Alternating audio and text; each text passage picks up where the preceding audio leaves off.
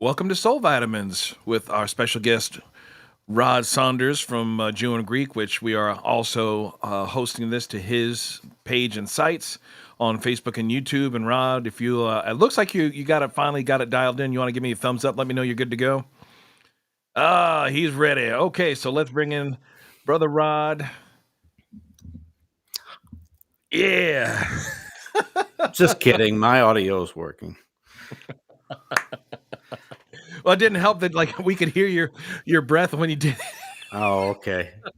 I should have hit the mute button, I guess. Yeah, it's been like send me into an immediate panic. No, we don't panic over here. So yeah, before we get going, I actually have an interesting. I'm very curious. From Unifield, asked, "Can you do a video on born again barbarian? Who is born again barbarian, or what is a born again barbarian? Do you know what that is?" Mm-mm.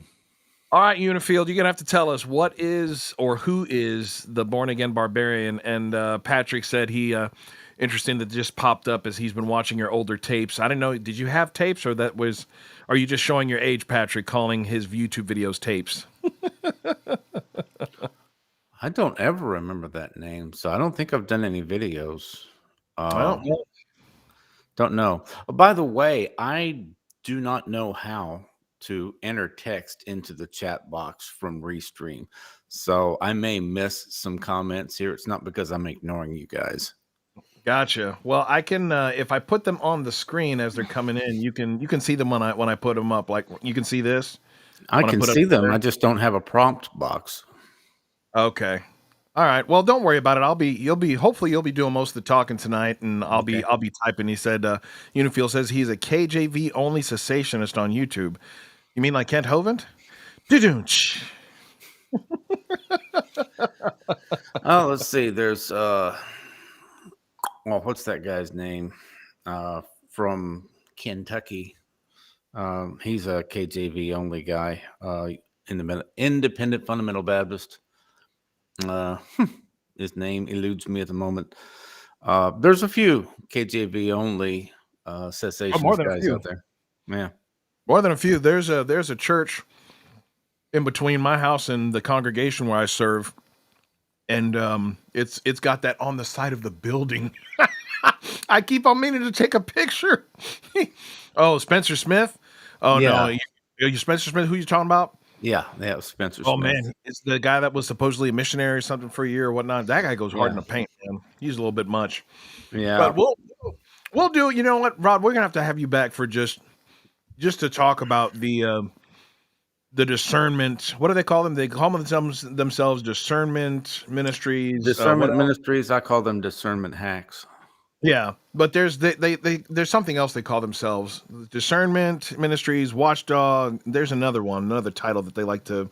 Apologetics, discernment. I don't know. Heretic hunters. Heretic hunters. I think Well, that's. they don't call themselves that. No, I think I don't know if you coined that or Bishop Paladino. Yeah. Unifield. We can chat and we can throw up your chats. So we can throw them up there. So we're getting everybody practicing because you need to everybody. So before we get into the conversation this evening, I need everybody to go to the Soul Vitamins channel or Rod's channel or my channel and save this episode and make sure you have your notifications on because we are going to have the world-renowned creation scientist Dr. Grady McMurtry here on Thursday night, 7 o'clock Eastern Standard Time. And I am pumped for that conversation. I am pumped for that interview. It's going to be fantastic. Yeah, there's Dr. Grady's book. I don't know if I can show that. I think I can if I do it this way. If I go Placow, there we go. So make sure you get. Oh, Hey. yeah. That's what happens when you don't have. I need like an Iron Man, old school Batman. I need more screens. Just It's like to a throw stuff hall up of there. mirrors. Yes. Okay. So let's get going tonight with the subject. What is the subject? Are science and Christianity compatible. And I thought we'd kick it off with you sharing how you went from you were raised Baptist. You've come from theistic evolution to now creationism, or as most fundamental evangelicals believe. I actually really despise that when people put things in that term because it makes it sound dirty, like, oh, you're just a fundamental evangelical. I'm like, no, I just believe the Bible. Mhm. Of course, then again, everybody says that, right? Right. Um, so walk us through, like, where were you before you were a theistic evolutionist, and how did you go from theistic evolution to believing in the biblical narrative of creation? No, we got about a half century to cover here.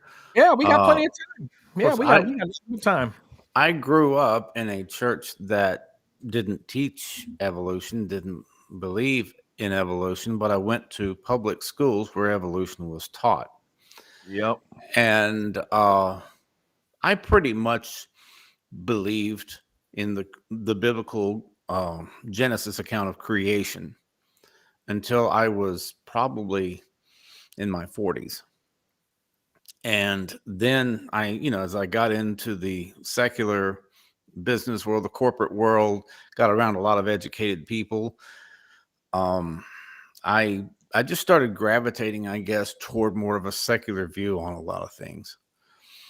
And I was not as spiritual as I am today.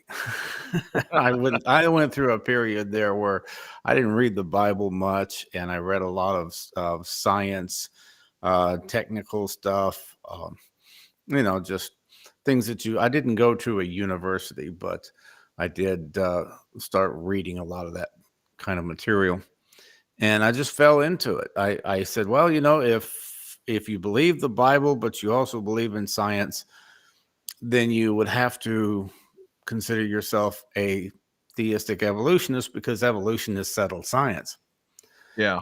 or so I was told. And so I Yeah. held to that view for many years. And then about 10 years ago, my friend Marcus heard me say something along those lines. And he said, I got a couple of videos I want you to watch. And they were from the Discovery Institute. And Stephen Meyer and Michael Behe, all those guys, if you're familiar with those names. Oh yeah. And these guys are part of the intelligent design movement. And I didn't really know what intelligent design was. I kept I hearing did. it was just a warmed over version of creationism. They call it creationism 2.0. And so I really didn't pay much attention until I watched that video. And I heard these guys who have degrees from accredited. I mean, these are not just guys that claim to be scientists. They've published papers, they've got doctorates from accepted universities and so forth. And Stephen Meyer was explaining the intricacies of the cell, and DNA is genetic programming. And by that time, I was in the computer field. I had actually studied programming for a while. And I really automatically just grasped what he was saying because, and I've done a video on this, that DNA is like a base for programming language. Instead of Yes. binary that we're used to with zeros and ones, Yeah. it's more like 0, 1, 2, and 3. Much more powerful, much more sophisticated, but much more complicated.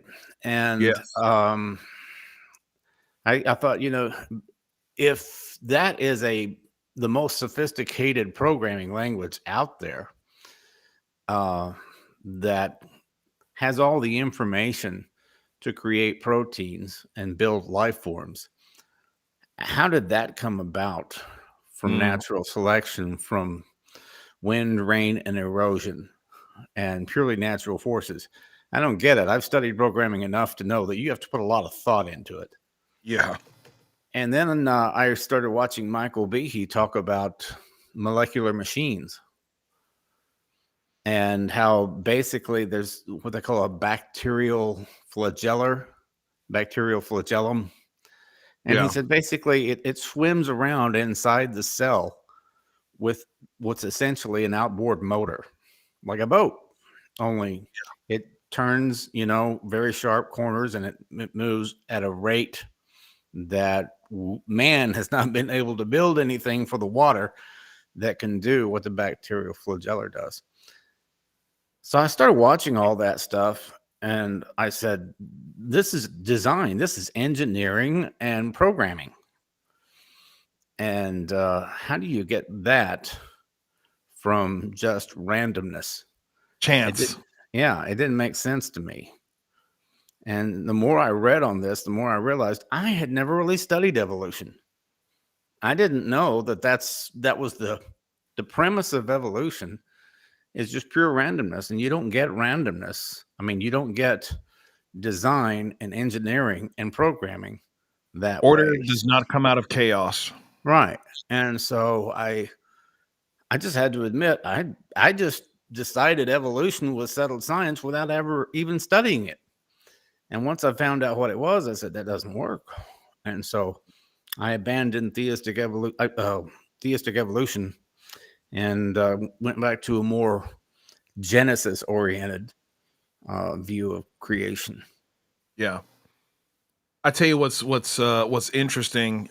So I threw up Dr. Stevens a little, just the first sentence of his bio from how am I typing and talking at the same time, Unifield? Because I've been doing this for a long time. Praise the Lord.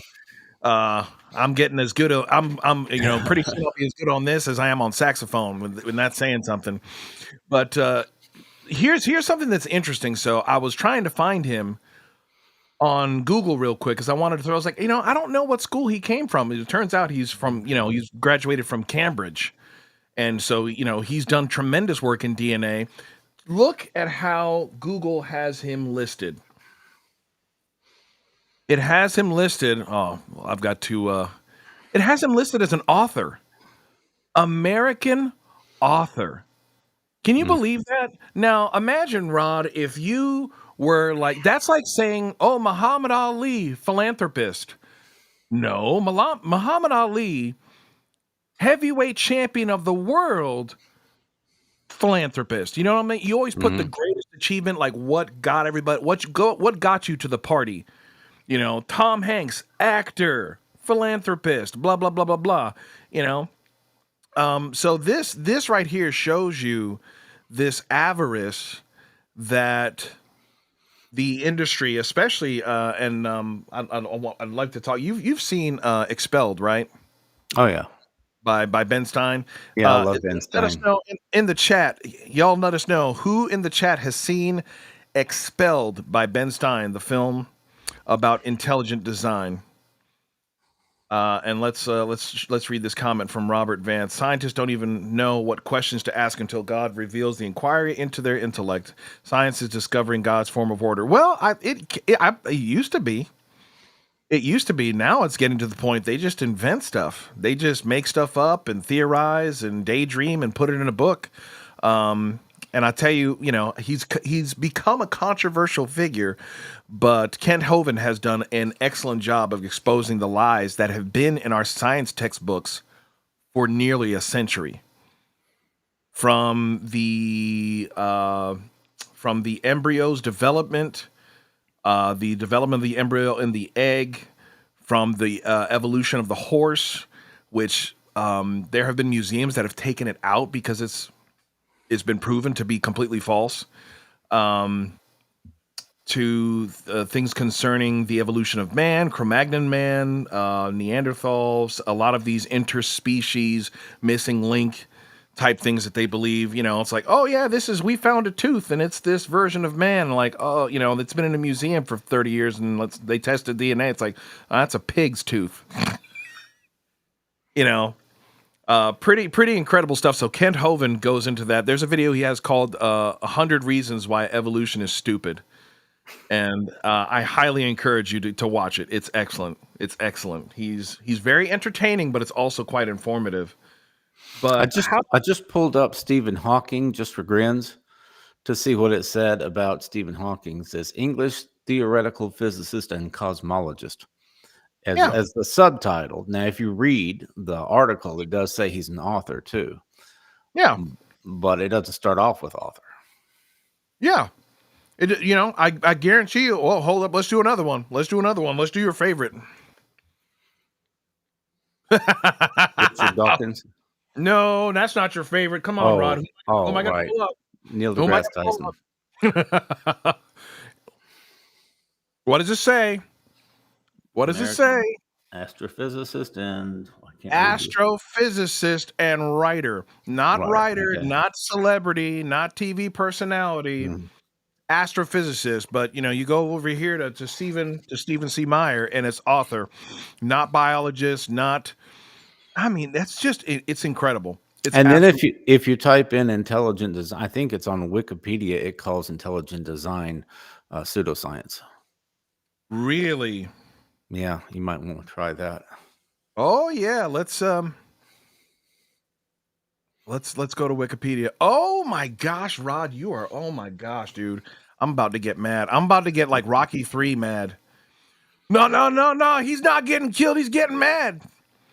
The scientific argument. And here's the crazy thing. I see your question, Unifield. We'll get there. I'll flash it up there just so everybody can see, just to get the comments stirred up. If you watched, so I don't know if nobody's responded yet to the question of who's watched Expelled by Ben Stein. Richard Dawkins doesn't even call intelligent design that. He doesn't call it a pseudoscience. It's a theory based off evidence, as is it's the theory of evolution, right? But he even says, well, there's ways that it could come about based, on dot dot dot dot dot dot dot. So he doesn't even list it like that. Mhm. He just doesn't like God. He's like, basically take God out of it, and anything else I'm cool with.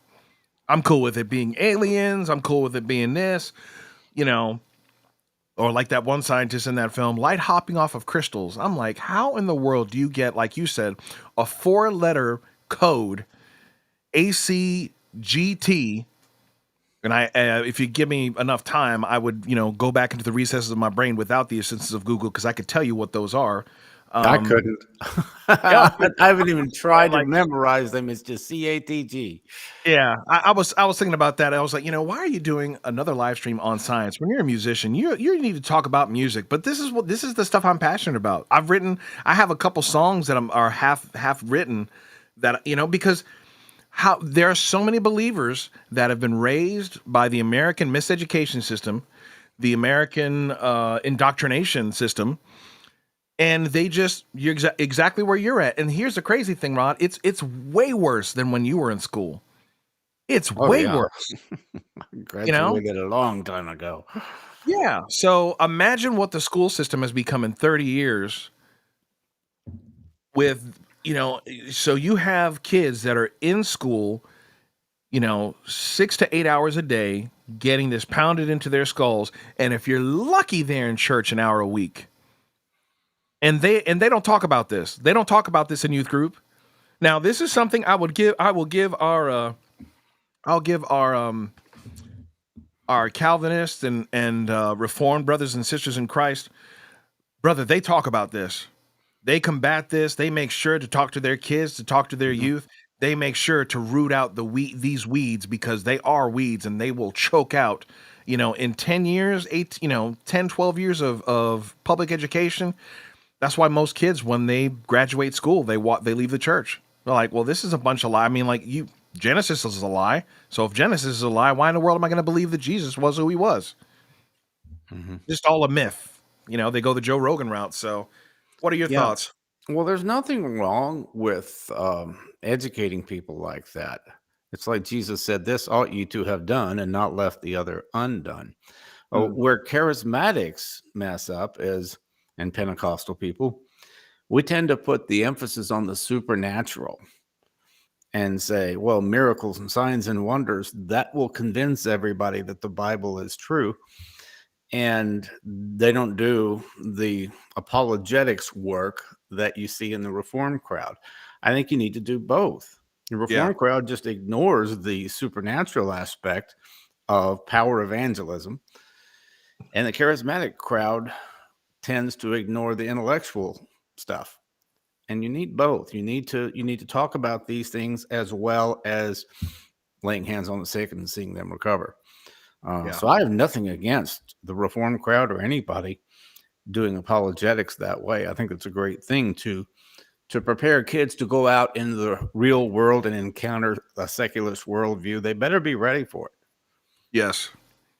Especially as science becomes has gone into the absurd and the ridiculous now, where they are redefining words Hmm. and ignoring what is plain scientific fact. Genders don't exist, sex isn't a real. It's like, what in the world are you talking about? Yeah, it's bled into the culture war. Yeah. Um, Oh well, a lot of the science world doesn't go along with that. Neil deGrasse Tyson has, but a lot well, of people. yeah, he doesn't like to talk about it because he doesn't want to get canceled. He doesn't want to get kicked Right. out of the party. He likes the fame, but he knows as soon as he said, "Well, this isn't scientific," well, there goes your Tonight Show appearances, there goes your Mhm. movie cameos, there goes your television cameos, there goes your being on the TLC and all these science channels because TLC and what is it, TLC Discovery and what's that other channel that tried to kick off the couple from Texas? They do all like the homey design stuff that is nearly, I mean, 99% of the men on there are gay. Arts, I don't know. arts, and entertainment. It's one of those. There's like 5 or 6 channels that are owned by the same company, and it's all A that and same. A's, I think it's what it's called. Yeah. So, he doesn't want to get canceled from that. But go ahead. Yeah. So I mean, there's a lot of the scientific world that doesn't go along with Darwinian evolution.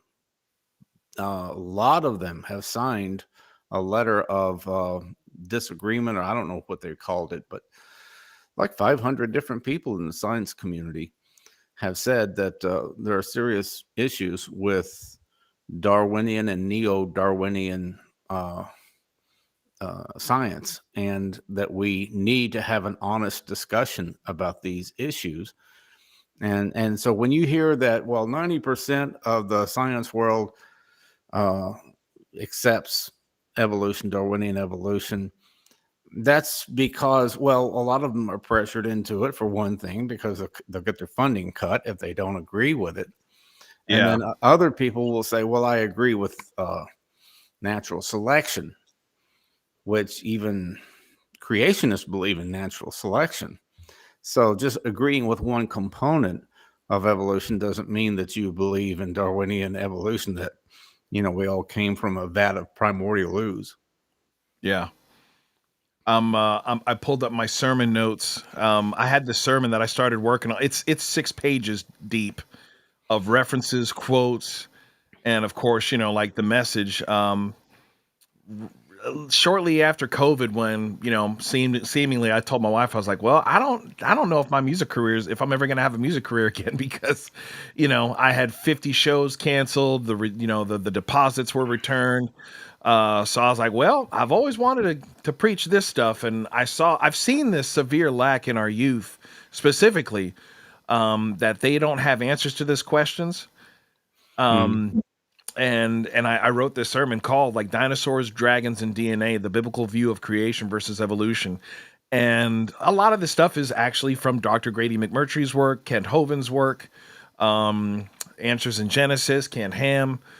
Um, and I mean, dude, like hundreds of hours of stuff that I've just been studying over the last decade because I told Ken Hovind, if not for the lies that I had to regurgitate, I would have been a scientist or a doctor. Like, I love medicine, I love biology, I love Mm. zoology. Like, that's my daughter asked me the other day, she asked me about some animal, and I was like, "Pop," you know, just some random thing, and it's my jam. I Mhm. enjoy it. But I was like, I aced science and I hated regurgitating the lies. So I said, I'm not doing this. Well, I'm a little bit different. I was never a big fan. In high school. Chemistry and biology were my worst subjects. I hated chemistry. For some reason, it just didn't click with me. But I was real good with the abstract stuff, music and history, and English. I was always good at English. Mm. And it wasn't until I was older and I got into the computer world that I started to develop an appreciation for science, because really the computer field began as a result of physics, advances in physics, where we discovered uh, what's it called, where you the quantum field theory. Yeah. And because without quantum field theory or quantum mechanics, basically all we would have would be electrical circuits, currents to have to turn the lights on and stuff like that. But a transistor radio, computer technology, everything with electronics Yeah. is a result of quantum mechanics and the discoveries in quantum mechanics less than 100 years ago. Mm-hmm. And so you wouldn't have computers if we didn't know how to manipulate electrons. Mm-hmm. And so I like computers. I like the internet. I like portable devices, even communication devices. And all of that is because we have an appreciation for science. Yeah. So, I know a lot of Christian people say, well, that's, It's the devil. yeah, it's just like That's the devil, Bobby Boucher. they used to do that with television, the Yep. idiot box, the boob tube. I mean, turn that devil off, and television, as we have seen, can be used to spread the gospel in a powerful way, as Mm-hmm. as radio is and as now the internet is. So there's nothing wrong with using technology and having appreciation for technology. And as you and I have discussed, I have a problem with people saying the devil got into my computer, because computers are just machines. Yeah. If you're not going to say the devil got into my dishwasher or into my sewing machine or my lawnmower, then why would you say the devil got into your computer? It's just a machine, and it does what it's programmed to do.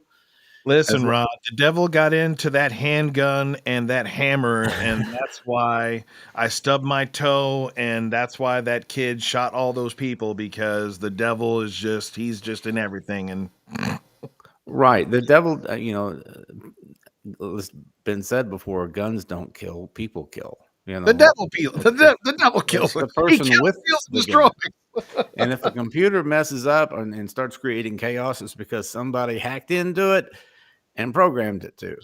But yeah, I've always, since I got into IT years and years and years ago, I've had an appreciation for science. Unfortunately, that's what kind of pulled me away from the creationist view of Mm. Genesis. So I had to do a little tweaking there and come back to a more biblical view. But I haven't abandoned my appreciation for science. And you were naming all those people a while ago. Here's a name that you probably should look up. It's Spike Saris. P.S. I think it's P.S.A.R.R.I.S. But this guy just strictly talks about cosmology, planets, stars, galaxies. How do you spell his last name? I think it's P.S.A.R.R.I.S. Okay, yep. I have never heard of him. Oh, Creation.com. you got to watch some of his videos. He talks about Ganymede a lot, and Io, and all the moons of Jupiter, and all the things that don't match. 'Cause, see, evolution doesn't just mean biological evolution. There is also Oh, no. cosmological Yeah, well, evolution. absolutely. That the planets. I mean, that's the absurdity. That I've seen Neil deGrasse try to paint his poetic tap dancing of why we have three moons and two planets that spin in the opposite direction in our own solar system. Mhm. But it's impossible when when you just get to the basics of science of inertia and angular momentum. It's impossible. It's absolutely impossible. You know. Yeah. Um, Yeah, Spike brings out a lot of stuff like that. That there's a lot of things that we see in our solar system, in other star systems, and other galaxies that don't fit with evolutionary cosmology or cosmological evolution. Yeah. The Big Bang theory. The Big Bang theory is, everything was just a tiny, dense, hot speck, and then over billions of years, the universe expanded. After half a billion years, everything cooled off enough for galaxies to form. And it's way over my pay grade to explain how the galaxies form and everything. But basically, it all comes out of what they call nebula, and then the cooling process and everything. But when you really understand all the aspects of the Big Bang model, there's a lot of things that just don't add up. And that's what Spike Soros covers. And you got to watch some of his stuff. He's great. I put so there's a playlist there in the comments I just dropped. It's my playlist called Science and Faith, and there's a lot of these videos. Actually, man, it kind of warmed my heart and kind of broke my heart. I see our brother Chris Harrison there. He's the fifth video, What God Says About Women in Ministry. That's an excellent. I was wanting to have it on Soul Vitamins this year to talk about that. So. But anyway, one of the videos in here, it's one of the earliest videos in this playlist that's 134 videos long, is R.C. Sproul's interview. So before R.C. Sproul passed away, right after Expelled came out, he interviewed Ben Stein. And he was blowing Ben Stein's mind because of his scientific knowledge. And he's like, how do you know this stuff? He's like, I don't know, it's basic stuff, I thought. But R.C. Sproul was talking about an interview he did with Carl Sagan of the Cosmos. He was Stephen Hawking, for those of us in our generation. I didn't really know Carl Sagan. I know Carl Sagan from people talking about Carl Sagan, but I didn't grow up with him, right? So he's interviewing him, talking about the Big Bang, and he said the Big Bang violates the second law of inertia. And when he pressed him about it, he moved on. He didn't want to answer it because what's the second law of inertia? He's like, an object at rest stays at rest until acted upon by an outside force. Mm-hmm. So what is the outside force that sparked this thing? The prime mover. Aristotle called it the prime mover, or the unmoved mover. The unmoved mover. Which is outside of the realm of space-time, matter, and energy. Something outside of the universe brought it into existence. Yes. Whether you believe it was God or some alien with a computer or whatever, there had to have been a cause, an outside force acting upon something else. Or in the case of the Christian view of God, just speaking it into existence from nothing, creatio ex nihilo. Yes, in the Latin. Yes. So, it's you press these guys on some of these things, and you're going to expose some of the flaws in their logic and in their model. It's not that we have all the answers, but they don't either. But and they'll acknowledge it. If you press them, they'll say, well, of course we don't have all the answers, but we don't use the God of the gaps escape mechanism like creationists do.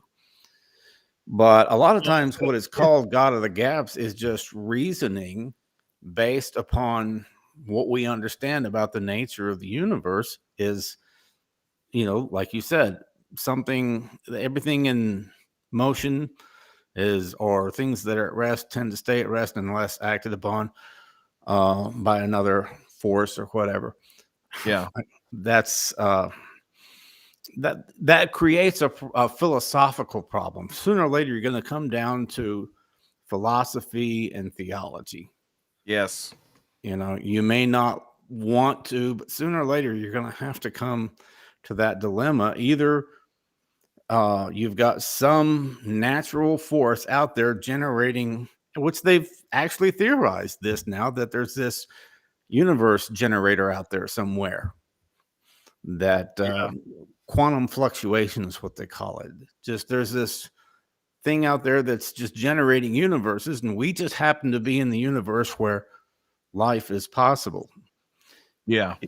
Because all of this stuff about like Star Trek, Star Wars, science fiction is based on the belief in evolution. If life evolved from the elements here on Earth, then there's got to be tens of thousands, if not millions, of similar planets out there in the universe where life also evolves to the point where people can develop technology and fly around and everything. Yeah. And so that's what really prompted the whole science fiction craze was evolution and the Big Bang. And if evolution isn't true, then we have no reason to believe there's life on any other planet. Yep. They don't want to talk about that, but they've got this thing called SETI, Search for Mhm. Extraterrestrial Intelligence. It's been out there for over half a century, and they got nada, nothing. Yeah, I like Chuck Missler used to famously quote the NASA super scientist. I think he was in, I want to say he was in the Department of Defense as well. Because NASA and that stuff, they sit together. You familiar with with that name, Robert Jastrow? I'm sure you've heard this quote before.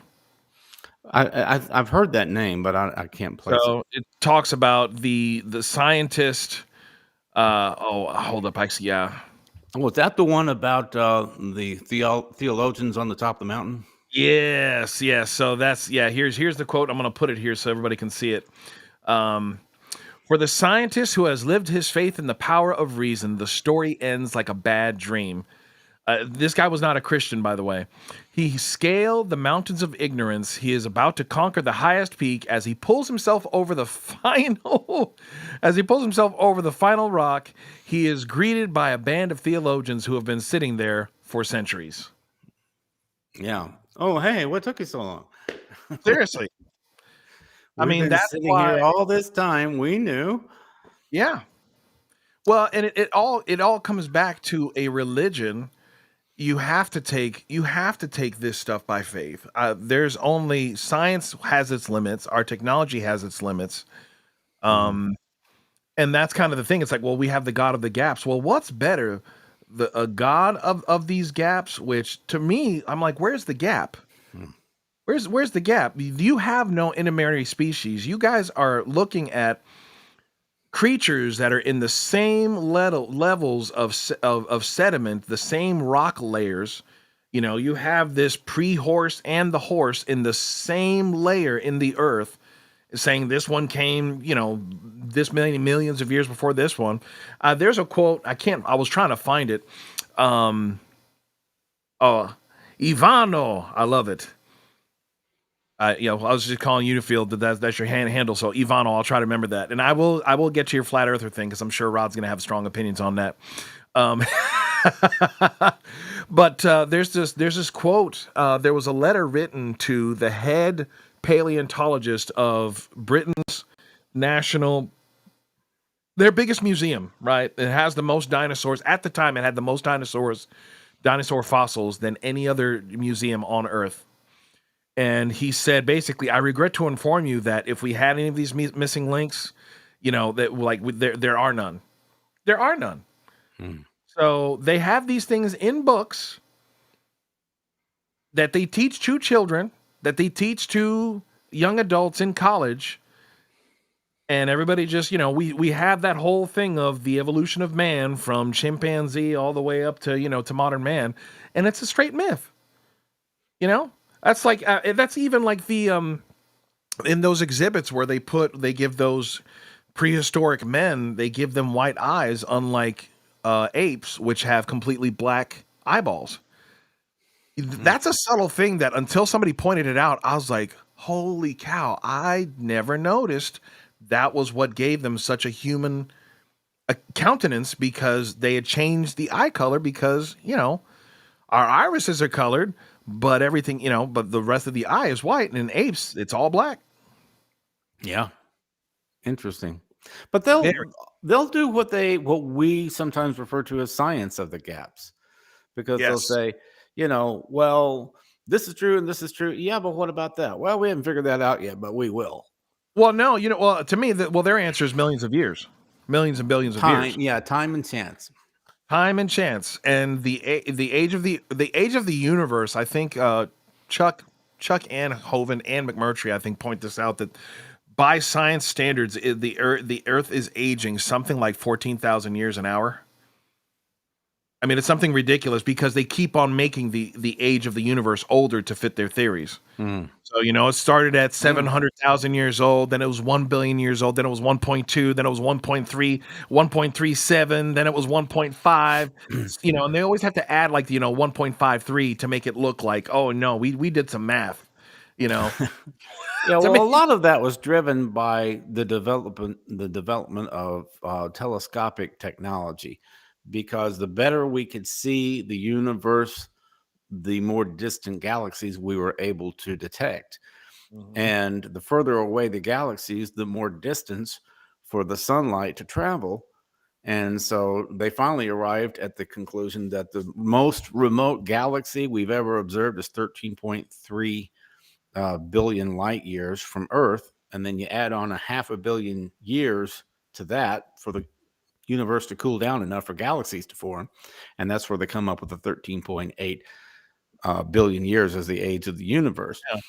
But I think they've kind of come to the conclusion now that we've seen as much as we're going to be able to see, because universe is expanding, and the part that we can't see is going to get going further and further away, and we'll never be able to see it.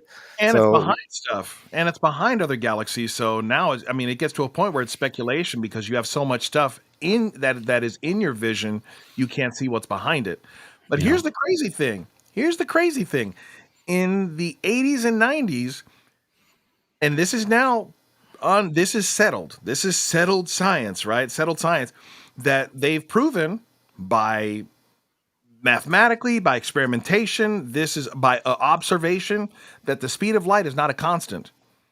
And there's a Hebrew physicist. I can't remember his name. I have it. He's in the science and faith thing, talking about the age of the universe, because he talks about the speed of the light has slowed down. We know we've been measuring it for, I can't remember how many. It's like a couple hundred years. We've been measuring the speed of light, and it's been. So he said, if if it's slowed down by this at the same rate, which we don't know. We don't know. That's why carbon dating. One of the reasons why carbon dating and radiometric dating doesn't work, because we don't know the amount of these particles that are in our atmosphere. If they've remained constant, that's a huge guess. But he said just by this rate of slowing down, he said if you wind the clock back up, he said you get about 7,000 years of creation. Like he said, you wind the clock back, and it's like, well, yeah, it's pretty close to 7,000 years, which was great, but that's, I well, don't get into whole have you earthly ever heard of Jason Lyle? maybe. Dr. Jason Lyle. He talks about cosmology and astro. I don't think he's an astrophysicist. I think he just studies astronomy Hey, and hey, hey, cosmology. what do you think Google has him listed as? What do you think Google has him listed as? Because I didn't know he was a Christian, but apparently he's a Christian. What do you think Yeah, Google has him listed as? a Wild myth, guess. mythicist, or I don't have any idea, but they're not going to call him a scientist Jason right out of the Lyle, gate. author. Author. Okay. Author, not a physicist, not an astrophysicist. He's an author And he because, pushes pseudoscience, yes. probably. I mean, But can it be any more obvious? This prejudice. yeah, It's ridiculous. from Wikipedia as well as everything. But he talks about the speed of light also. And this is way over my head, so I'm not going to try to explain it. But according to Jason Lyle, what we know about light, we can't measure the speed of light any one direction.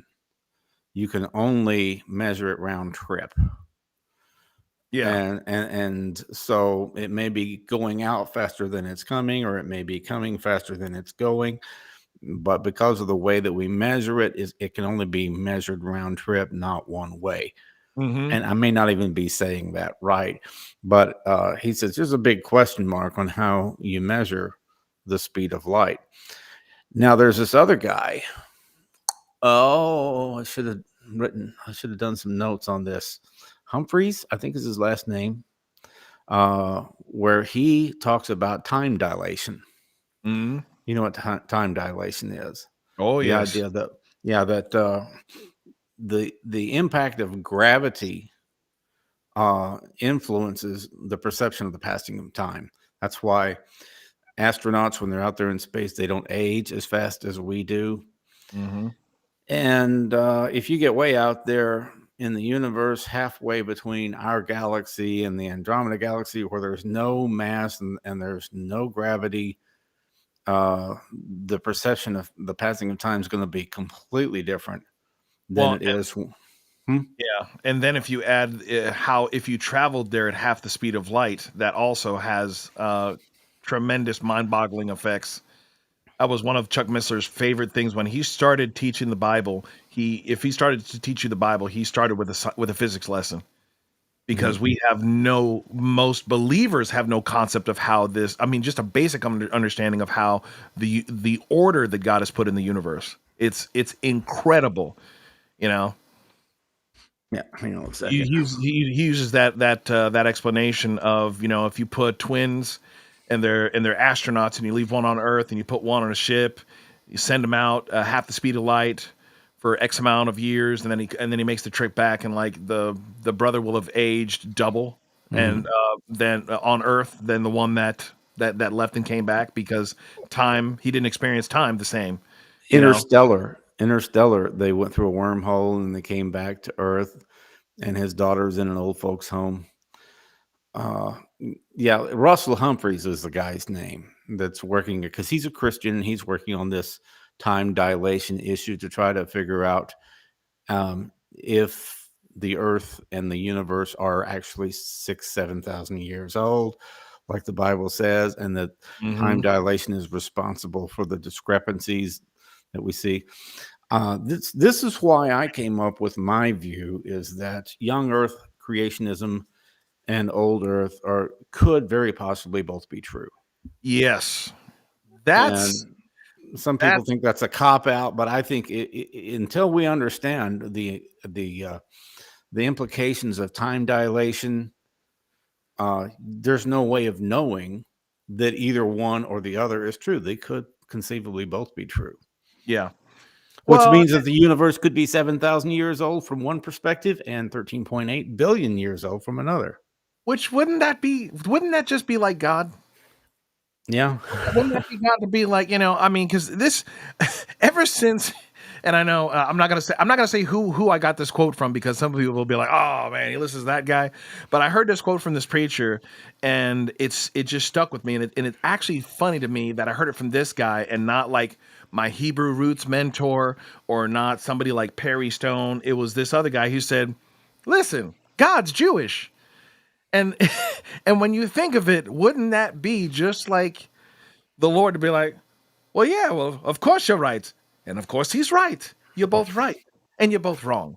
Mhm. That's just to me like I just can hear I can just hear the Lord in his southern Galilean accent telling the disciples, you're both right and you're both wrong. You know, Right.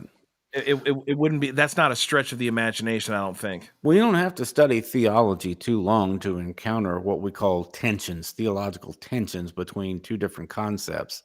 Mm, It's like, are we justified by faith, or are we justified by works? And James says we're justified by works, and then Paul says we're justified by faith.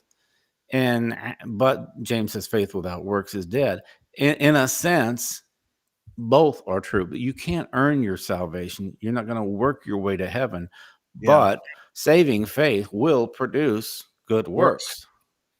And we are saved, the Bible says, unto good works. So it's tricky, because you don't want to get into a works-based salvation, but at the Mhm. same time, works is important in the life of a Christian. Yes, Holiness, sanctification, charity, Christian love, and so forth. But you always have to remember that we don't earn our salvation. We do right. our good works because we're saved, not in order to be saved. And then you have the tensions between one God and three persons. Oh boy. Figure that one out. Modalism. Right. And some Trinitarianism. people Oh, it's heresy. some people accuse Christians of being polytheistic. We have three Uh-huh. gods. and then some Yep. people call it a three-headed God. So try and figure that one out. And then you've got other tensions like Israel and the church. There's a lot of Oh, verses well that applies to he the he is church. he is trying to hit.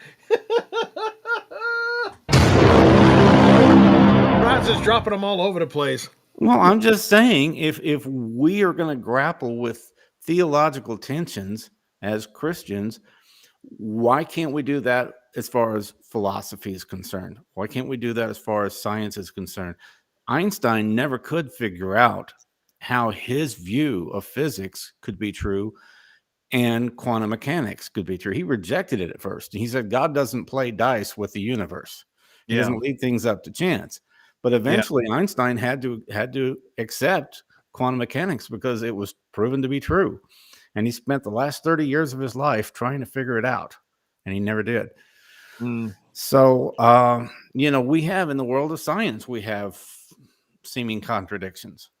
Light, is light a wave or a particle? yes. Well, The it answer is yes. depends. Yeah, the answer is yes. You've got things like that in science where they've given up trying to figure it out. String theory. How long Uh, they've been trying to figure out string theory. yeah. And string theory is one way that they're trying to resolve or reconcile the Einstein view of physics and the Niels Bohr quantum mechanics view. And they thought at first, well, we got it figured out now, string theory. But the more they dug into that, the more confounding it became. So if you can have apparent contradictions in the world of science and in the world of theology, why can't you have them in the world of philosophy? Don't know. We just don't know. We can't, and we just have to accept the fact. And in our Western world, our Western thinking, The we Greek mind. don't, yeah, we don't like to accept the fact that we don't know and we're never going to know. Yeah. But that's where faith comes in. Yeah, I- I think that's why we need to lock arms with our brothers in the Orthodox Church, and even to a small extent, well, I think this is it's funny. I have not studied enough to understand to the fullest extent of what the issues were back in the day and now with the Catholic Church and the Eastern Orthodox Church, but seems to be from people that I've seen defect and go into the Eastern Orthodox Church and people that uh, call them out is it's like, well, it's the mysticism, and I'm like, well, that might be, you could say that that's the issue between the cessationist and the continuationist, is it's that I cannot take my hand and grab and get a firm grip on water. I can't. It's going to slip through my fingers every time. My hands are going to get wet, Mhm. but I'm never going to fully understand nor grasp it because it's a human mind. His ways are higher than our ways. And in that Eastern mentality, and this is something Revi Zacharias talked about all the time, was it's not this either or, it's the both and. Yeah. And that's how I've really tried in the last, oh goodness, maybe decade of my faith to try to, even looking at, I mean, even I'm so grateful for the year I spent with the Presbyterian Church, because I'm like, man, I look at believers that I've been in the faith with, that I've ministered with, that have seen signs and wonders and miracles, and they've seen incredible things that the Lord has done. I mean, things that science nor human can explain, and they've walked away from the faith.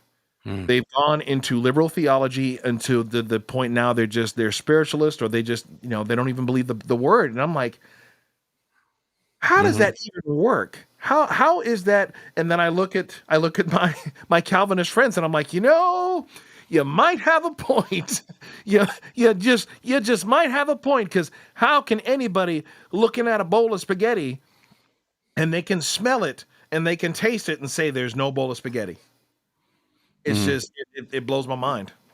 Well, because we've pushed the intellectual aspect of Christianity so much, when it's no longer intellectually satisfying, people just, all right, we'll chunk it. We'll find something else that works Go because on to the next thing. And yeah, and this is where a lot of wokeism comes from. This is where a lot of progressive Christianity comes from, is people see things in the Bible that just don't make sense to them. Mhm. They can't process it, like slavery. Okay. It's a good example. Well, the Bible condones slavery. Well, no, it doesn't actually condone slavery, but it did allow for indentured servitude. Yep. But chattel slavery, slave trading, was forbidden. It was a capital offense. But there's no question that you could buy a person in the Bible. And a lot of people say, "Well, I just can't accept that." Well, they did not have orphanages. They didn't have insurance companies, and they had a patriarchal society. So how are people going to provide for themselves? If a woman's husband dies, she has no means of providing for herself. Her options were manual labor, or to be a beggar, or to offer her services to somebody in Yeah. exchange for food, clothing, and shelter. That was their system. It was their way of providing for the less fortunate. Orphans, when the Bible talks about taking care of orphans, you can't Orphans think and of that widows. in terms of 21st century America. You had to think in No. terms of a kid without anybody feeding him, Yes. out there on the street. They didn't have orphanages, you Mhm. know. So when it talks about visiting orphans, it's not talking about in an orphanage. Yeah. And we have those mechanisms today. We have ways of taking care. I mean, if a woman has a $10 million insurance policy on her husband and he gets killed and she collects $10 million, she's set. Yep. And there was no such thing thousands of years ago in their society. So you're going to take those things into consideration. And then there's the issue of genocide. God sent Israel in to destroy the Canaanites. Okay. People say, well, if God is telling them to commit genocide, I can't serve a God like that. Well, again, you got to take into consideration what the ancient world was like, Mhm. because in many cases it was kill or be killed. And Mhm. then you have the whole aspect of the corruption of the bloodline that Nephilim. you could probably talk about that a little bit. Oh, And it, yeah. Oh, well, that's gonna be a whole episode. That's gonna be a whole episode where we talk about the Nephilim, and that's honestly what brought my brother Jonathan Goss back into the fold. really, He could not ratify that, and he was at a progressive church that was getting super woke, and it was rubbing him the wrong way, but he hmm could not, ratify logically that issue until he started to learn about the Nephilim. So he was backslidden, or not even backslidden, just like had walked away from it for a right. few years. But there's an answer. This is another thing to quote Chuck Misser. Anytime we find what is it? The people, it's not disagreements, not arguments. What is it in the Bible? Contradictions. He said, when hmm you find a contradiction, there's a revelation waiting for you. Hmm. And That's but this good. is why we have to study to show ourselves approved, because when the non-believer comes, now some people come looking for an argument, and Right. Jesus knew. This is why you ask them, listen, you don't care about the answer. What's the heart of what you're getting at? And you see that all the time when he answered the Pharisees and the Sadducees. If they came to him looking for a fight, he answered them and shut them down. If they came trying to learn something, like I think it was Robert Vance did earlier, he put Nicodemus in there. Yeah, Robert Vance did. He gave Nicodemus the truth. He's like, I'm going to give you a revelation. So I believe we need to be in the spirit, in the word, study to show ourselves approved, to give these answers. You know, well, why do you believe in a young Earth? Well, it possibly could be for these scientific reasons, these biblical reasons. Well, why do you believe in old Earth? Well, for these biblical reasons, and that I could actually make a strong case for both, which is why I'm like you. I stand very much comfortably in the middle, because it doesn't. Number one, it's not a salvific issue, but hmm there's evidence for both. And they're very interesting. hmm They're very interesting. They lead you to questions. They lead you to seek, and to seek more in the Word of God. I love it. To me, it And doesn't frustrate me. in the evangelical world, we we abhor mystery. Mm, The Catholics and the Eastern Orthodox embrace it, yes. but we can't stand it. We got to figure this out, you know. Well, and then eventually, with some issues like the hypostatic union and the Trinity and everything. Okay, well, we may never totally comprehend it, but we apprehend it. That's the way that apologists say it. Yeah. But I think we have to have more of an appetite for mystery in the evangelical world, to where if we don't understand something, oh, fine, I'll just put that on the shelf. I'm going to just focus on what I do understand. You remember the apostles after Jesus was resurrected, they said, "Are you going to restore the kingdom to Israel?" You know, Is they're this not wanting for to you to know know? how this is all going to play out, and Jesus said, "That's not for you to know." Yeah. Okay, it's none of your business. And then they said, "Well, what about John?" And he said, "It's none of your business." Okay, you just do what I tell you to do. You just Yeah. do you, and accept the fact that you're not going to have all the answers. Jesus started talking about how unless you eat my flesh and drink my blood, you have no part of me. A lot of the people left at that point, but some of them said, "You alone have the words of eternal life." But they didn't understand what he was saying either Yeah. until the Last Yep. Supper, and they partook of communion. Then they got the significance of the bread and the wine. But this, sometimes if you're going to follow the Lord, you're just going to have to accept mystery. Trust. You're going to have to accept the fact that you're not going to have all the answers, and Well, it's not just an intellectual thing. yes. Here's the beautiful thing. So, as you were talking about this seeming contradiction between faith and works, well, look at Yeshua. Look at the Messiah. Look at whom we are to be modeled after. Hmm. He believed and he did good works, but even he has a mystery because he doesn't know the data. He said only the Father knows. Hmm. So even he has to just trust and have faith that the Father will tell him, okay, it's go time. Right. That's pretty cool. Yeah. That's pretty cool. You know? No, then there's a whole subject. Well, yeah, but that was before he got his glorified body. Maybe now he does know. I don't know. You get into the whole thing Well, about yeah, the. because now he's reigning over the earth right now. So there is, we're in the kingdom right now, which once again to Chuck the Great, to quote the great Chuck Missler, if the Lord is reigning and Satan is bound in chains, his chains are too long. Mhm. Well, that's But another one of those, where you've got, it's not an either or, but it's a both and it's also uh, now and how do they put that? Uh, the now and the not yet, the mm, already and the not yet. That's what it is. yeah, The already and the not yet. We live in the kingdom of God, but it's not fully manifested. But yep, yep, it's here with us now in reality, but yes. it's not physically manifested. Because he's not sitting on the throne in Jerusalem. Right. But we are here to occupy, which when you look and we should all anybody that pays attention to occupy should know what that word means. Hmm. Yeah, That's our job. I'd like to get back though to the main question we started with, um because I'm gonna have to go here in a little bit, or get up and walk around or something. I mean, you could answer the flat Earth question. I get up and walk around while you're There doing you go. that. But the issue of, is our science and Christianity compatible?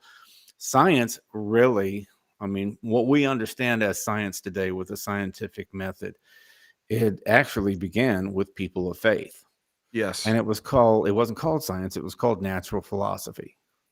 And Really? yeah. I didn't know that. And originally it was called natural philosophy. Google it. And natural philosophy, and it was considered something that Christian people did. You ask questions about God's creation. You study God's creation. And Sir Isaac Newton was a man of faith, and he looked at the cosmos as a way of understanding and thinking the thoughts of God. Nah. Yeah, There it is right there. right. So eventually, in the 19th, late 18th, early 19th century, science became naturalistic, which means there's no supernatural. Everything is just natural. And or another way of saying it is materialistic. There is Yeah. no spirit, there's only matter. and all of a sudden it was illegal to invoke God in any way when you're studying science, even though Sir Isaac Newton wrote a ton of stuff about God and theology, Mm, and as Pascal and Kepler, all those guys did. So they not only are the Christian faith and science compatible, they started off together. yeah. And the division came because of secularization of the Western world during the Enlightenment. Hmm. And then you had evolution and what they call the geologic column. You should talk to Marcus about the geologic column. Oh, it's a farce. He can go on and on and on about that. Oh yeah, man, I can't. We need. He needs to retire, man, because we need him on these conversations. No, Yeah. that one ticks me off. That one really ticks me off quickly. Yeah. So yes, they are compatible when you understand the history of science. That it actually started off as natural philosophy, and it was encouraged by the church until they violated some of the church's views, like Yeah, like geocentrism, helios. Galileo and Copernicus. They Yeah, started off with the view of Leslie. Ptolemy. Yeah, Ptolemy, yeah. who That he had silent a P. hmm?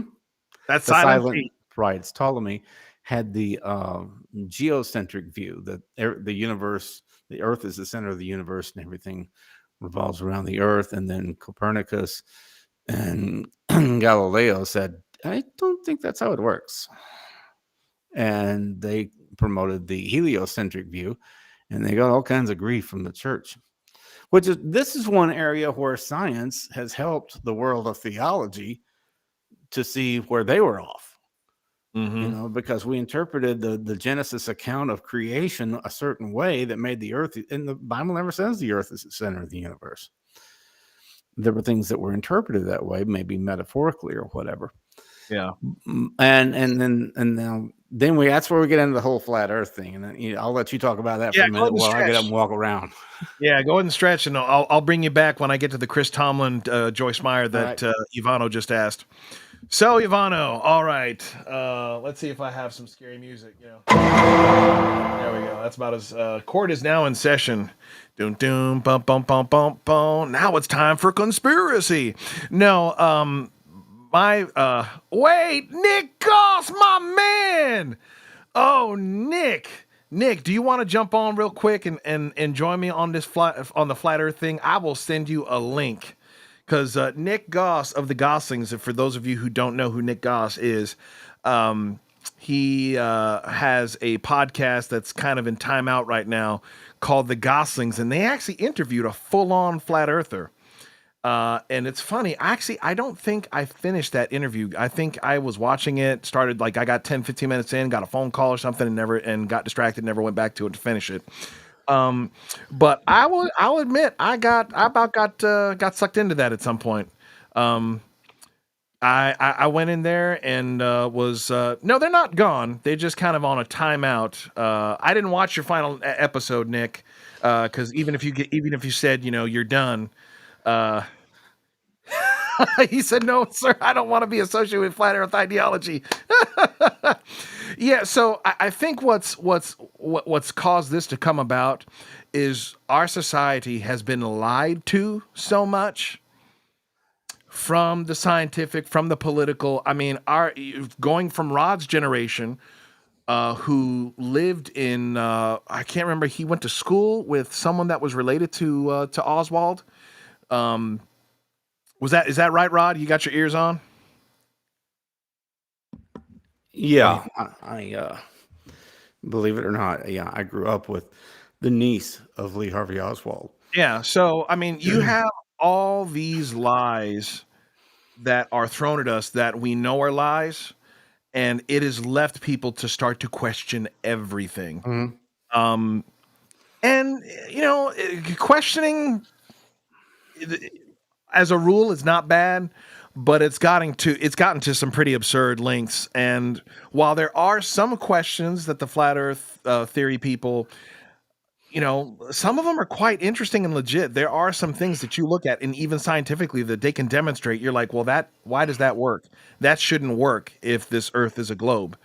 Um, like there's you can see the city of Chicago, I think, from the other side of one of the Great Lakes, and it should be behind the curve. And they try to make this thing like, well, there's a mirage and things bounce off of the mist and blah blah blah. And it's like it's really the explanation does not is insufficient. It's is really insufficient. So there was Rob Skiba was big into that, and that's kind of what one of the reasons why I got sucked into it, because I liked listening to some of Rob Skiba's teaching on stuff involving the Book of Giants, the Nephilim, all that stuff. But you know, that's why I like Chuck Missler better, because he always brought it back to the word. He always brought it back to the gospel. Most importantly, he wouldn't do a 2-hour talk just on this without bringing it back to the Bible.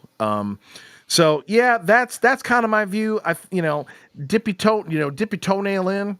I don't think anybody, you should just tell anybody, hey, you're an idiot. Unless it's this this trans stuff. But even then, they have some interesting things concerning people with Klinefelters and stuff, with the people that are born hermaphrodites that have both genitalia. And like, well, what do you do with that? Well, that's obviously not normal. If somebody's born without an arm, you call that normal? So yeah, Right. As Matt Walsh put it, yes, there are hermaphrodites and there are people, that are genetically abnormal, but we also have people that are missing an arm or a leg. But we don't view people as having a spectrum of appendages.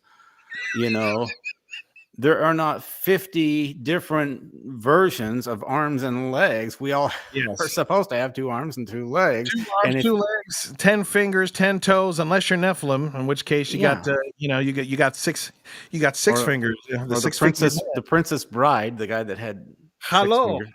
Yeah, we were talking about that last night. Inconceivable! You So remember yeah, the 6-fingered man. yes, that And and the interesting enough for those of you who have not studied the Nephilim. This is Wild Bill Cody, while talking to, I think it was the Cheyenne tribes back in the late 1800s. The reason that they did this when they met you, which now triggered my camera. Yes, my camera's it's woke. It got triggered. Had nothing to do with them saying how white man. It was to see how many fingers you had, and if you know. And this is historical. We have evidence. They dealt with giants. They had a fear of the red-haired giants, the cannibals. They burnt them. There was the giants of the Lovelock Caves. They burnt them. They had the skulls. They showed them on Ancient Aliens on the History Channel, and that episode has since disappeared from syndication. So I know I'm going all over the place right here, but you say flat Earth, and it just gets me into my thing. And somebody well, else said something about the devil's. Go ahead. You're gonna say? Oh, here it was. speaking of lies, it's a lie that Christian people used to believe that the earth was Earth was flat. flat. Yeah. Right. That's a lie. That was in the Middle Ages, the days of Columbus. They did not believe that the earth was flat. They just didn't understand about the Western Hemisphere. They thought you could go west in the Atlantic Ocean and hit India and hit Asia. Well, you can, but you got to go through the Panama Yeah. Canal. If there was no North American continent, then you would Right. have, like Pac-Man, ended up on the other side. Right, because they didn't have satellites to map everything out, Yeah. and their If map they was had just asked the lacking. Vikings, if they just would have asked the Vikings could have told, no, no, no, no, no, no. You got to take a left turn at Albuquerque. If you go straight, Yeah. you're gonna hit North America. So But yeah, Matt. actually, that whole myth that Christians believe that the earth is flat, that was started by secularists in the 19th century, 18th and 19th, back in the age of the Enlightenment. It was created to discredit people who believe the Bible by saying that they believe something that they didn't believe. We've always understood through in the history of the church. Now, maybe in ancient times, people didn't have an understanding like we do of the Yeah, cosmos. Well, the church has always understood uh, since the days of the pre-Socratic Greeks that heavenly bodies are round-ish. They're not exactly round, but You don't look up into the sky and see anything that's flat. Yeah.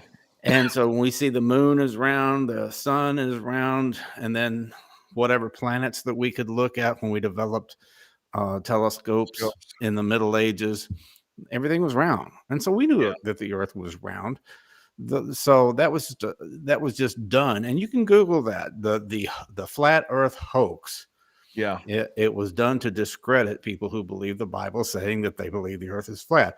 We got more people that believe the Earth is flat today than ever in history Very possible. because of the internet. Because people see stuff on the internet and they think, "Wow, how do you explain this?" Oh, you knucklehead, just do a little research, read a little Well, bit. but the problem is they don't trust the source. And like to Nick's point, I wanna get to this thing about from Matt Williams about the Devil's Tower being an old tree stump. But I want to connect this to what you're saying first. This is why, Rod, for people, they don't question, I don't question the government, the medical industry, the media institutions, or the education systems. You know, I mean, that's why, or like this one, the moon landing. How did they get to the moon? How did they get this? This is my issue with the moon. I'm not saying they didn't make it. I'm not saying it didn't happen.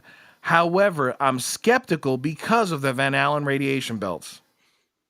And You know, don't send me a video from Neil deGrasse Tyson talking about, well, the Van Allen radiation belts, it's like a ring around us. They went over it. I'm like, then why can't they do that today? If that's an issue today, why was it not an issue 60 years ago when they did it in tin cans? And they lost the telemetry. How do you lose one of the most historic pieces of information? I mean, this is like Spear of Destiny level type stuff. well, there is And no question that the Van Allen radiation belt is a problem because thank they you. understood that if they didn't solve that problem, these astronauts were going to get cooked. They were Yeah. not going to make it to the moon if they didn't solve that problem. And one of the ways that they solved the problem is develop rocket technology to the point where they could get through the Van Allen radiation belt up to almost 20,000 miles an hour or something. They had to be able to go real fast. They didn't have to do that to get to the moon. I mean, to arrive there, they had to do it to survive the Van Allen radiation belt. That's where we developed the speed with our rockets that we developed, is because of that. And they also had to figure out how to go through the weakest point of the Van Allen radiation belt, which is the poles.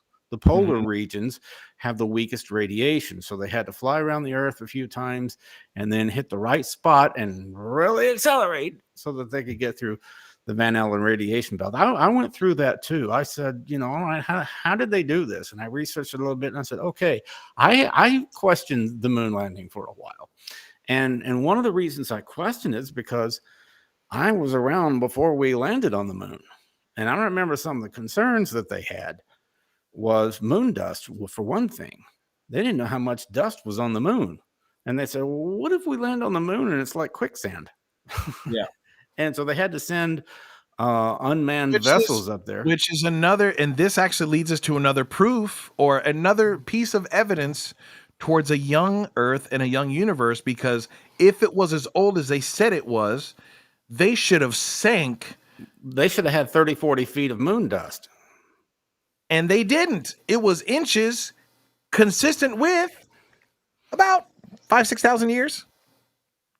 I don't want to get into all that, but because we'll be going around and round on that. But yeah, Yeah. that was a concern. I remember we had this thing called the Weekly Reader when I was a kid.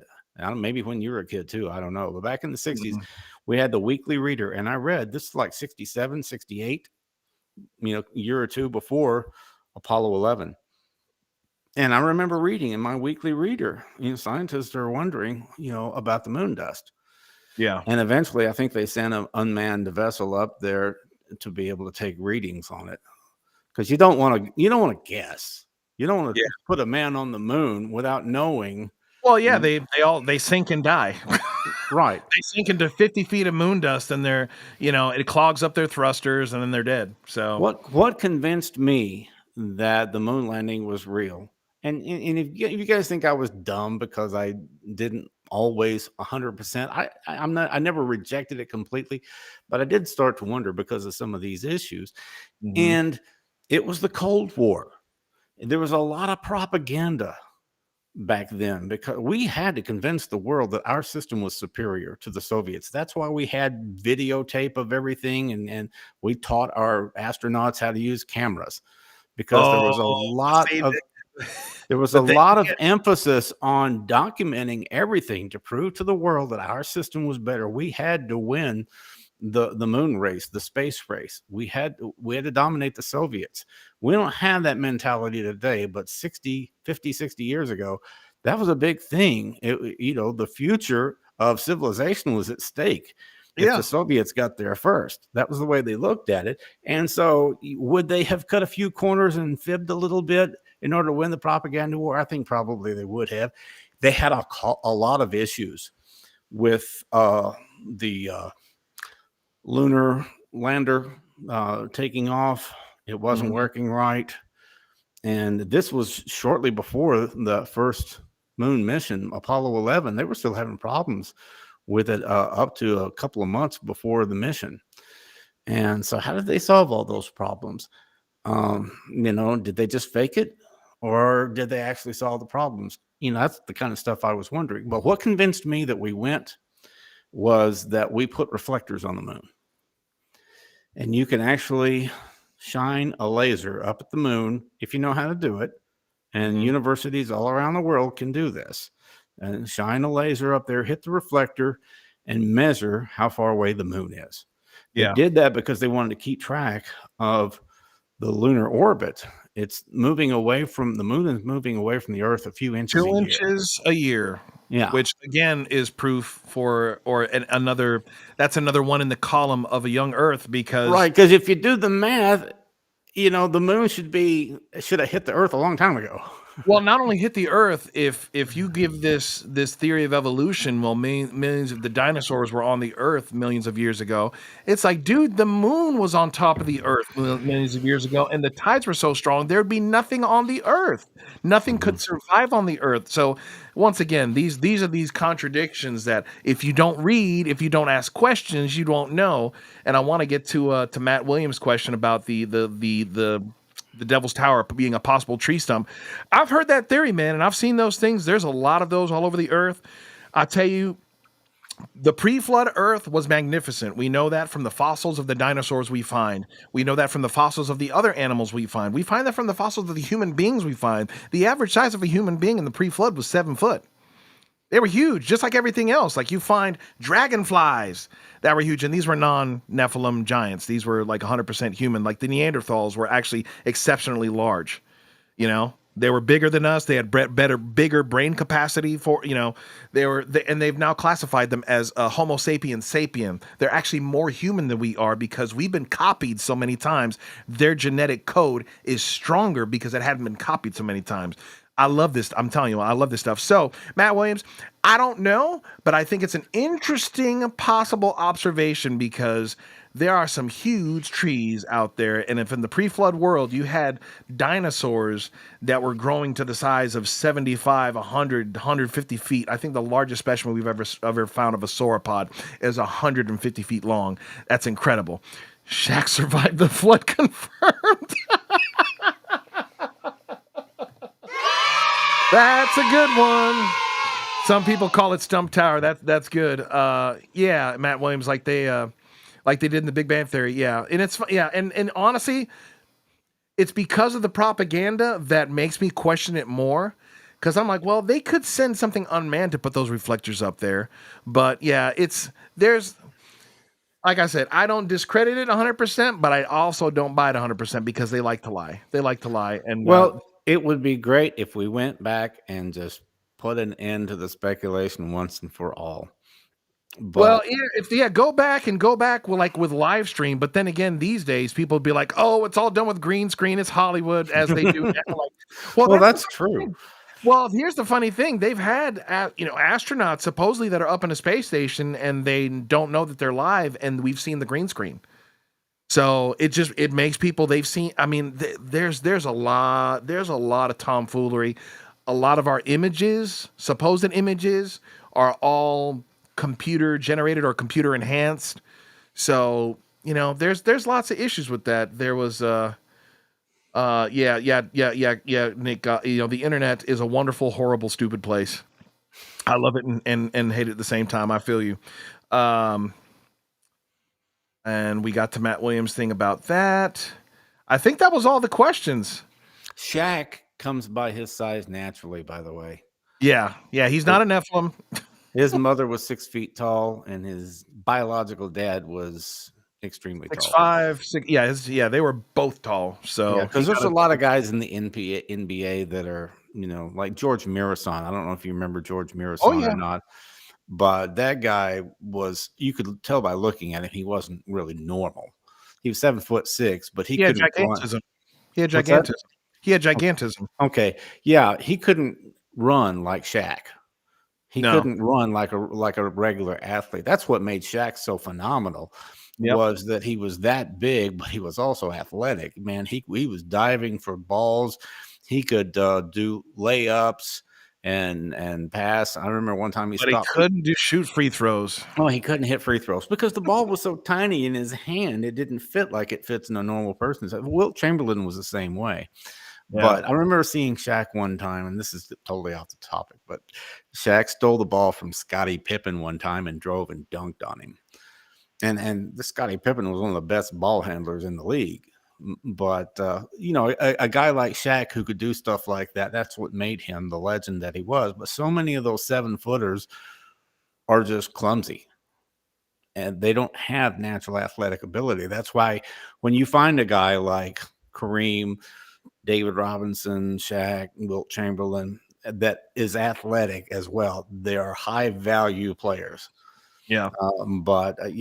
It hurts sometimes when you see guys like Manute Bol. Remember Manute Bol? Oh, yeah, that was sad. Unlike Dikembe Mutombo, who was one of my Mutombo could play, but Manute was just tall. Manute, he was just arms and legs. He man. was about 7'5", but he probably weighed about 7'7". He was 7'7", and he weighed about 230 pounds. Yep, he looked like he weighed 95 pounds. He was like a gigantic daddy long legs. But yeah, Flame said Rod's a sports fan. Yeah, he's actually a bigger baseball fan than he is basketball and football. Right? Baseball is like your main deal, right? Well, I was when I was a kid. I was a big Willie Mays was my hero, but I'm probably more interested in basketball now than baseball. But I watch all of them during the playoffs. I don't watch much through the regular season. Oh. But I watched a lot of baseball. Well, we didn't have, when I was a kid, you didn't have baseball on TV in the week. It was only on weekends. Mm. So, you had to wait and hope that your team would come at, the now they got sports ball every day on demand on your IV. I know I sound old, don't I? We didn't have football, but we didn't. When I was a kid, we didn't have cable television and internet. I seriously had to, because I grew up in Texas, and my favorite team was the San Francisco Giants, and they played on the West Coast. And a lot of times you didn't know the score because when the evening news gave the sports report, they're still playing on the West Coast. So I have to try to find the game on my transistor radio to see if the Giants won. That's what made you sound old right there. I'm gonna bring it back to the topic. We're gonna do 2 more questions and we're gonna wrap up. We got an hour and a half, and so everybody, before you leave, remember to come back here Thursday night. Come back here Thursday night for our special session with Dr. Grady McMurtry. So you do not want to miss this. This dude has been living, eating, and breathing this stuff, and he's going to give us all a science and Bible lesson. But Matt Williams had an interesting question. I did want to hit Ivano's question that's off topic. So let's go to the one that's on topic, then go end it with the one that's off topic. So have y'all heard about the molten sand at the Red Sea crossing? Saw it the other day on TikTok. Yes, and Kent Hovind, what's his name? Ron Wyatt? Is it Ron Wyatt? The guy that found Noah's Ark and supposedly found the Ark of the Covenant. I want to say it's Ron White. He's actually there's a video of his that's in my Science and Faith. Yeah, it is Ron White. Yeah. Um, yeah, this is one of those things once again, especially for I sympathize with the Christian conspiracy theorist, mostly because I am one. But I sympathize with the ones that are the extremists, the ones that are extreme flat Earth. Um, they're hard in the paint on a lot of this stuff because there are these discoveries that are hidden from the masses, like the mountain in I can't remember where it is in Saudi Arabia. That's where they've found the skeletons and chariots and bones of horses. In that there's a special pass that is there's a land bridge under the Red Sea that's 900 feet deep. So everywhere else on either side of it, it's 15,000 feet deep. It would be impossible for an entire, million people to cross to go down 15,000 feet and go up. But there's a land bridge, 900, and it's sloped. I mean, it's perfect for them to walk over. And in that land bridge is where they've found these skeletons. And I think that's if that's what you're talking about, Matt. The question disappeared. Where did it go? Oh yeah, here it was. I believe that's where they found the molten sand. And when you follow that straight, it'll take you to Saudi Arabia, where they have I think it's in Arabic, it's called like the Mountain of God, and it's burnt at the top to this day. Mm. And there's ancient Hebrew petroglyphs and hieroglyphs from the Proto-Hebrew language, not the modern Hebrew, the pre-ancient Hebrew language, all over the place. There's the split rock. There's a rock that's split where, Moses struck it, when God told him to strike it, and he struck it and the water came out. So there's all sorts of things that line up with things that we read in Exodus at that site. And that's why I sympathize with the Christian conspiracy theorists, because there are discoveries like this that prove the Bible is true that are not shown to people because it proves the Bible is true, which upsets it. It gets people asking too many questions. Yes, meaning they were led by the pillar of fire, and the pillar fused the sand on the beach, 100%. So, did we talk about lifespans? We did not talk about lifespans. That's more of a pre-flood, post-flood thing. But maybe we can talk about that with Dr. Grady McMurtry on Thursday. Yeah. I know Kent Hovind is huge on that because I tell you, there's crazy things that they've. So this is scientifically proven. They've taken the oxygen levels from air trapped in amber and trapped in other different things that have been fossilized, where they have air from what they say is millions of years ago. We believe to be thousands of years ago, and the oxygen levels are near double. They're 50%, 75%, some 100% more oxygen, which and also more carbon dioxide. So when you increase the levels of oxygen and carbon dioxide, they've done this in Japan. They've done this in Japan. They've done a bunch of different experiments. There was a mall. I can't remember if it was in Japan or if it was the United States, where they had a special greenhouse pumping in extra carbon dioxide to this tomato plant.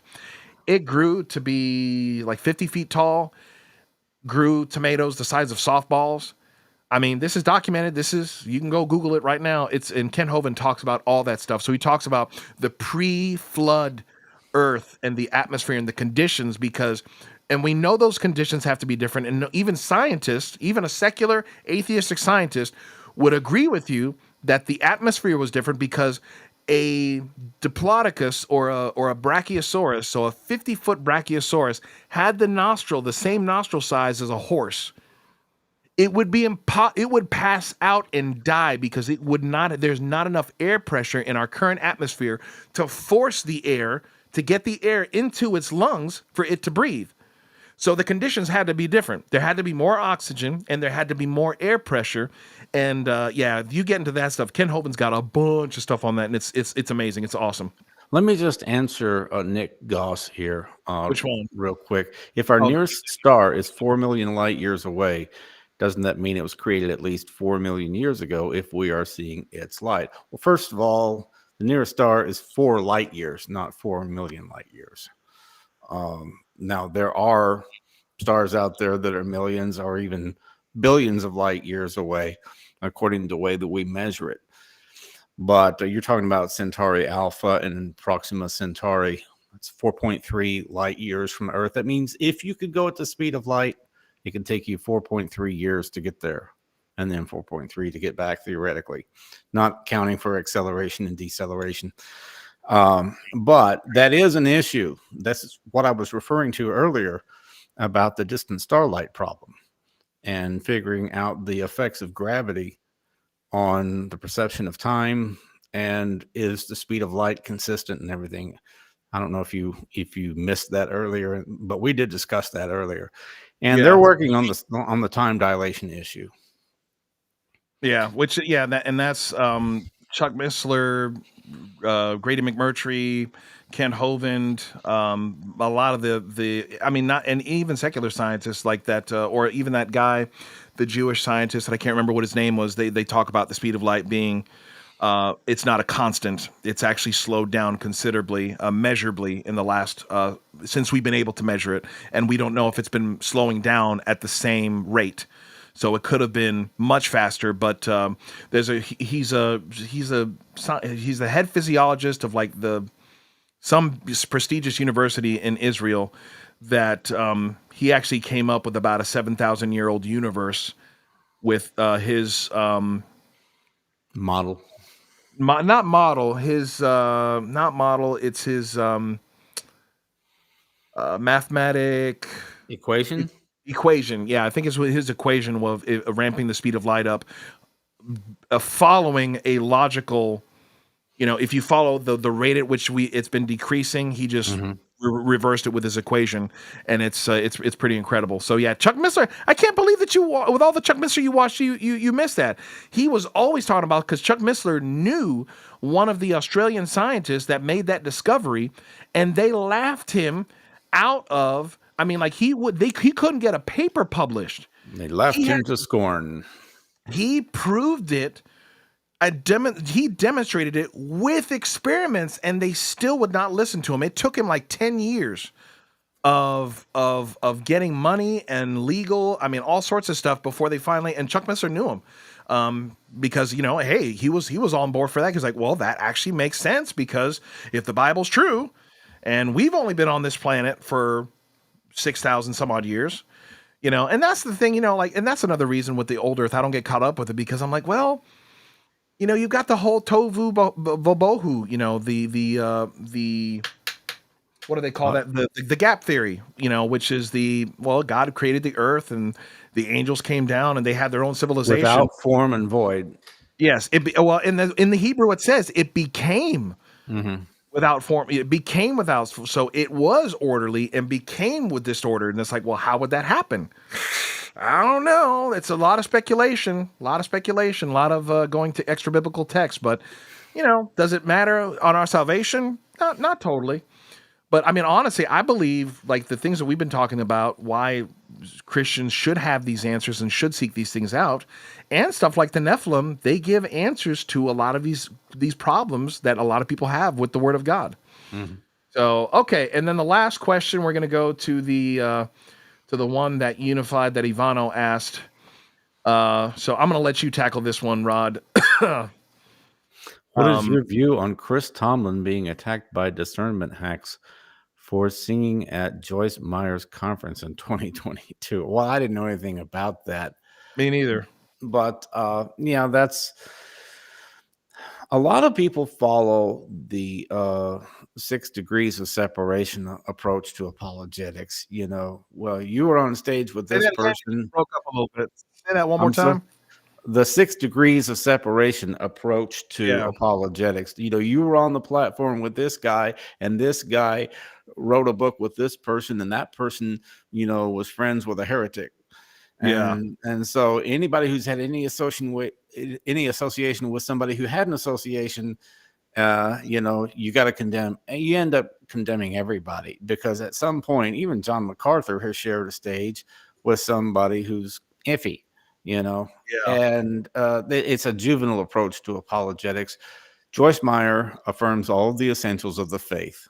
Mm-hmm. Now, she said some things that were kind of dumb 25 years ago, back in back in the 20th century.